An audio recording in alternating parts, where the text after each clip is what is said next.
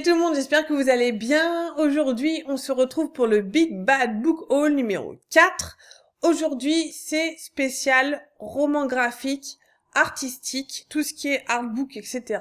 Donc il y a donc d'un côté tout ce qui est artbook et de l'autre côté roman graphique BD.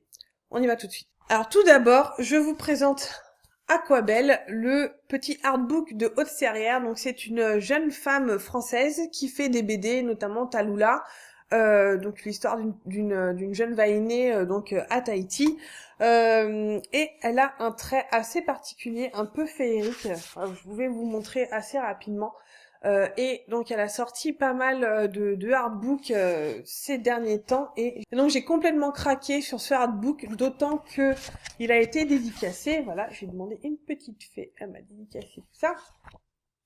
Et vous avez vraiment quelque chose de complètement féerique, extrêmement bien dessiné. Moi j'adore son trait.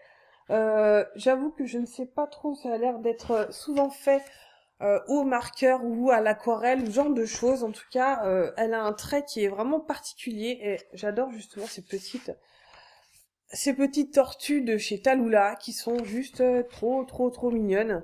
Voilà, donc c'est un artbook qui est juste somptueux, encore déveiné, et que j'adore son trait, c'est juste génial quand on cherche un peu l'inspiration. Et dans le même mouvement, je me suis procuré les artbooks et les sketchbooks d'une amie à moi qui s'appelle Audrey Molinati, et donc elle a fait I Used to Be a Mermaid, et de l'autre côté The Labyrinth, donc qui est un hommage au film du même nom avec David Bowie, que j'ai vu il y a une petite dizaine d'années, qui est un film des années 80, donc avec David Bowie et Jennifer Connelly, et qui était avec plein de bestioles un peu farfelues, qui sont tout droit sorties de l'imaginaire de Jim Henson. Donc ce sont des marionnettes, ce qui donne un petit côté un peu suranné au film, et un petit peu justement un peu fantaisie, un peu fantastique. Et il y a donc la musique de David Bowie avec la présence de David Bowie dedans, et Jennifer Connelly qui est toute petite, elle doit avoir 13 ou 14 ans là-dedans. Et Audrey nous a fait un petit artbook, un petit sketchbook très sympa, avec la ronde des gobelins, avec Sarah et le roi des gobelins. Vous avez des croquis, etc. qu'elle a fait donc par rapport au film. Qu'est-ce que je peux vous montrer encore? Donc il y a euh, plein de petits dessins, plein de petites, voilà. Par exemple, voilà, le labyrinthe, n'est-ce pas?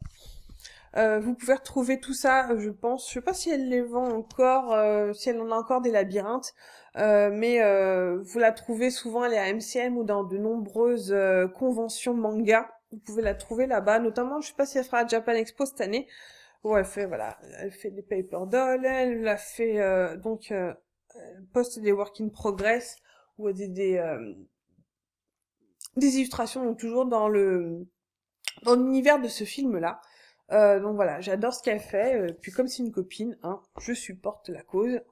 Alors ce deuxième artbook est un petit peu plus particulier, puisque là on a carrément une petite histoire qui est illustrée donc par ses soins, tout en noir et blanc, et ces illustrations sont juste trop jolies. Donc c'est l'histoire d'une petite sirène qui raconte un petit peu sa vie, et donc toute ses rencontres avec le prince, etc. Vous reprenez un petit peu justement l'histoire de la petite sirène, avec donc toujours ces illustrations, toujours en noir et blanc, et c'est juste trop mignon. J'adore ce qu'elle fait. Alors, c'est un petit peu différent. La fin est pas du tout pareille, hein, que la petite sirène d'Andersen, mais elle a vraiment fait son truc. J'ai un petit peu suivi, voilà, quand elle l'a fait, ce sketchbook-là. Et voilà, moi qui adore les sirènes, j'ai un petit peu sauté sur l'occasion. Et elle dessine juste trop bien, voilà. Ensuite, ce que je vais vous montrer, donc ce sont deux énormes bouquins. C'est le tome 1 et tome 2 des carnets de croquis de Jean-Baptiste Monge. C'est juste une tuerie. Je vous montre le deuxième parce que c'est juste trop joli. C'est aux éditions Au bord des continents. C'est une maison d'édition bretonne que j'adore. Je trouve qu'ils font des trucs absolument magnifiques. Et voilà, j'ai eu l'occasion donc au salon du livre, à la foire du livre de Bruxelles d'avoir les deux pour 20 €, puisque je crois qu'ils vont arrêter de les éditer. Et vous avez donc des illustrations donc de Jean-Baptiste Monge qui sont, je les prends au hasard, donc toujours autour du petit peuple, des gobelins, des fées, etc. Donc que des crayonnés. Et voilà, pour moi qui dessine, c'est juste une source d'inspiration énorme. Ça faisait aussi, je sais pas combien de temps que je lorgnais autour de ces bouquins, mais c'est juste somptueux, c'est juste trop beau. Ah, encore des petits gobelins qui sont juste trop mignons. Voilà, donc ça, ce sont les carnets de croquis de Jean-Baptiste Monge aux éditions Au bord des continents. Donc maintenant, après avoir parlé de tout ce qui est artbook, on va passer à tout ce qui est roman graphique, BD. Et je vais commencer avec une petite pile. Ouh, tout ça. Il s'agit de la réédition de Sentai School qui a été faite grâce à du crowdfunding via Ulule. J'avais participé à cette saga-là, à cette réédition-là, parce que Sentai School... Comment vous dire tout mon amour pour cette série. Donc voilà, ça c'est le tome 1 que vous pourrez donc trouver dans toutes les bonnes librairies.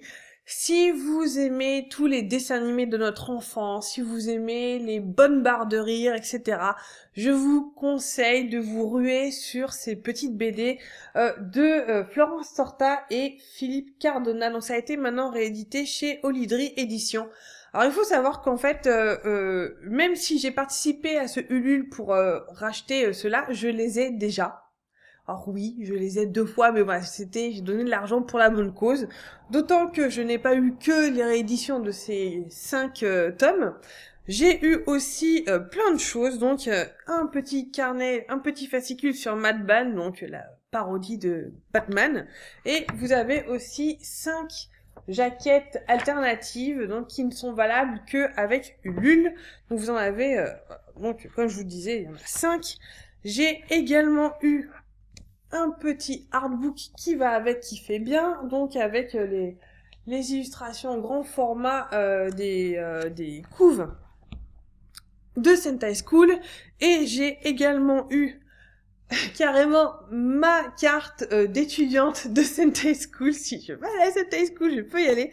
Et la petite carte de visite de la Villain School, donc Bad is Good, comme dit Monsieur Strateker.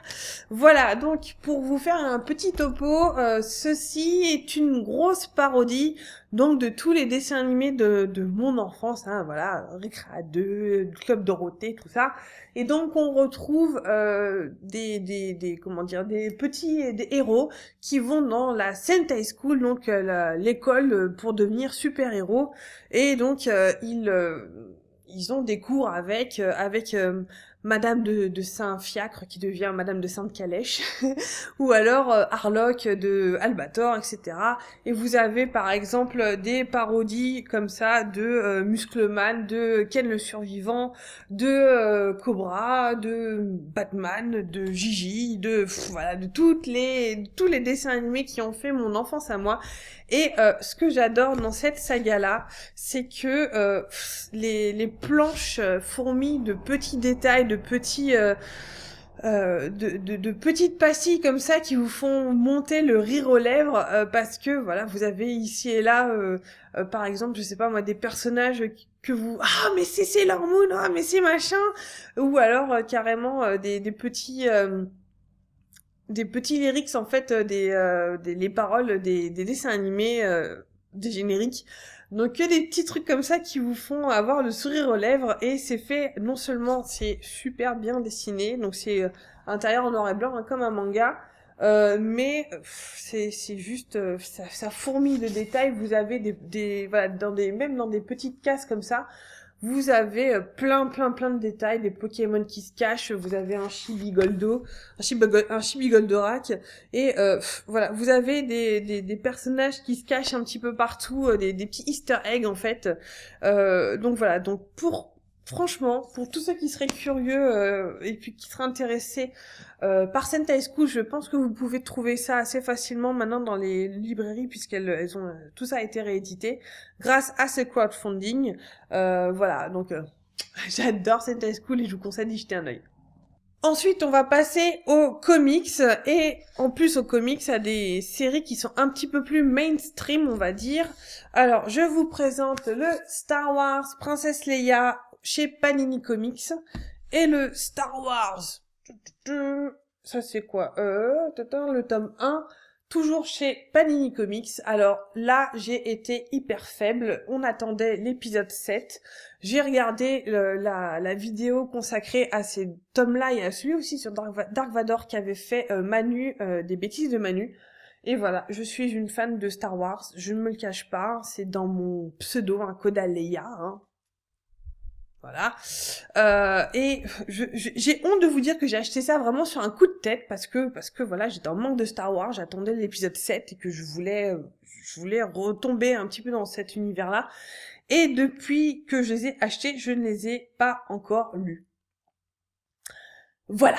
C'est comme ça, hein. Des fois on fait des trucs sur des coups de tête, mais il me tarde vraiment de me plonger là-dedans et j'aimerais beaucoup acheter aussi la saga, enfin comment dire, les comics qui sont tirés de Star Wars Rebels, dont je regarde le dessin animé avec vraiment grand plaisir. Je vais vous en reparler dans un update série télé.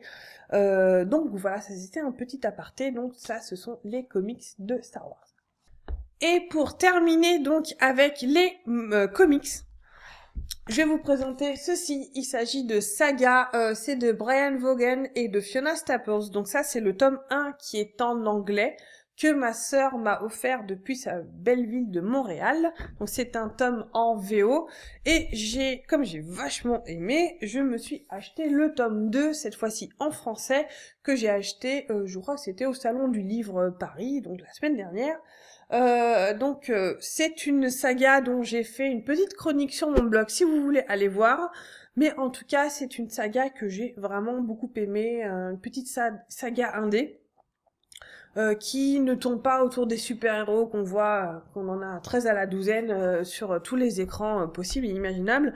C'est vraiment une série qui est un peu plus adulte, un petit peu plus en dehors des sentiers battus, et j'ai vraiment adoré le suivre, ces deux personnages et leur bébé tout nouveau-né qui se font poursuivre par la galaxie entière, puisqu'il s'agit en fait d'un amour impossible entre deux peuples, donc le peuple des ailés, donc ceux qui ont des ailes, hein, et le peuple des cornus, et qui ont ensemble donc une petite fille qu'ils essayent de faire survivre alors que tout le monde leur tire dans les pattes. Voilà, c'est la fin de ce Big Bad Book Haul. Je sais même plus à combien on en est, je crois qu'on est au numéro 4, si je dis pas de bêtises. Et je vous donne rendez-vous pour le Big Bad Book Haul numéro 5 dans très peu de temps. Ciao! Il s'agit de Imaro de Charles Saunders. Alors, ce livre-là, je tournais autour